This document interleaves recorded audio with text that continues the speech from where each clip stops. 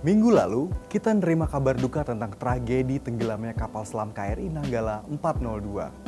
Pada 22 April dini hari, kapal selam itu sedang melakukan pelatihan peluncuran torpedo di perairan Bali. Setelah nggak berhasil naik ke permukaan, kapal selam dinyatakan tenggelam atau sabsang pada 24 April. Pada 28 April, TNI menjelaskan dugaan sementara penyebab tenggelamnya yaitu adalah faktor alam. Tapi ada satu teori yang banyak diperbincangkan. Beberapa orang menduga kalau kecelakaan ini karena kapal yang diproduksi dari Jerman itu sudah berusia 44 tahun. Wakil Ketua DPR Rahmat Gobel langsung menyoroti kelayakan alutsista negara. Bener gak sih kalau kondisi alat utama sistem persenjataan atau alutsista Indonesia perlu dievaluasi? Yuk kita bahas di Quick Insight.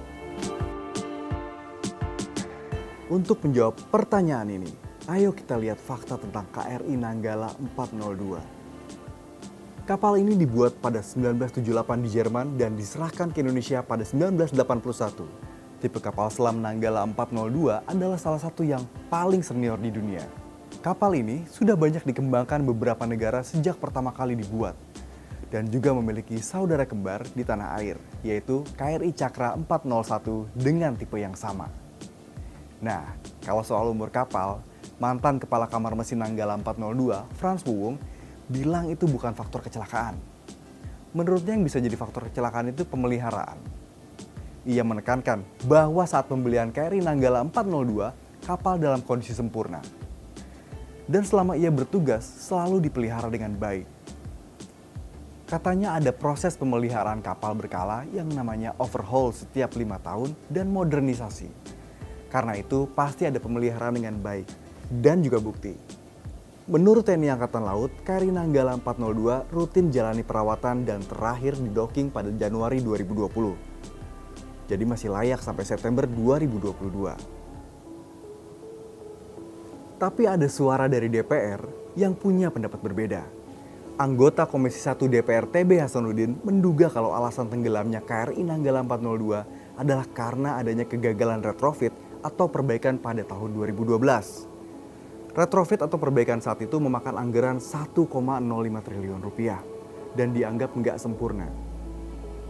Menurutnya, retrofit bukan hanya mengganti suku cadang, tapi juga ada perubahan konstruksi pada kapal selam, terutama pada sistem penembakan torpedo. Pada tahun yang sama, KRI Nanggala 402 gagal saat uji tembak torpedo yang mengakibatkan gugurnya 3 awak kapal. TB Hasanuddin juga menyoroti saat kecelakaan maut itu. KRI Nanggala 402 membawa 53 awak kapal, sementara kapasitas kapal hanya 38 orang. Tapi TNI membantah pernyataan itu. Walaupun hanya ada sekitar 30 tempat tidur, bukan berarti kapal selam itu nggak bisa ngangkut lebih banyak orang. Jadi kalau kita cuma dengar pernyataan dari pihak kanan atau kiri, apa kita bisa temukan jawaban yang pasti? Mungkin nggak? Sebuah laporan dari The Jakarta Post tahun lalu mencatat proses pembelian pemeliharaan alutsista cenderung bikin skandal. Pada 2015, Indonesia dapat nilai D dalam Indeks Anti Korupsi Pertahanan Pemerintah oleh Transparansi Internasional. Yang berarti risiko korupsi di sektor militer sangat tinggi. Beberapa faktor buruknya indeks ini adalah kurangnya transparansi dan partisipasi publik dalam proses pembelian alutsista. Inilah salah satu alasan kenapa penyelidikan alutsista sangat diperlukan. Kalau pemerintah putusin untuk selidiki kondisi seluruh alutsista, itu akan tepat sama dengan target TNI untuk modernisasi 100% alutsista pada 2024. Pada 2019, TNI baru memodernisasi sekitar 63% alutsista dibandingkan dengan target 75%. Sehingga 36% masih harus dimodernisasi pada 2024. Untuk memenuhi target ini, salah satu pilihan adalah membeli alutsista bekas dari negara lain. Ini bikin perdebatan. Antara pemerintah harus beli semua alutsista yang baru, biar kualitas lebih tinggi, atau beli peralatan bekas biar kuantitas lebih banyak. Dengan peristiwa tenggelamnya KRI Nanggala 402, peneliti senior imparsial Anton Aliabas juga mengatakan sebaiknya ada dukungan dari masyarakat kepada Kemenhan untuk mementingkan kualitas dalam pembelian alutsista. Sementara kita tunggu keputusan pemerintah tentang pembelian alutsista.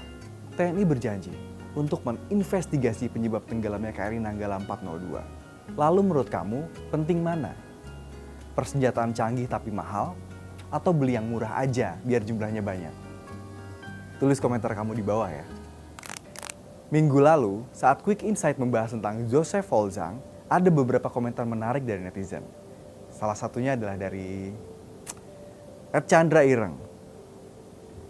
Pertanyaan berikutnya, setelah kewarganegaranya dicabut, apa masih bisa diadili di tanah air bila dia tertangkap?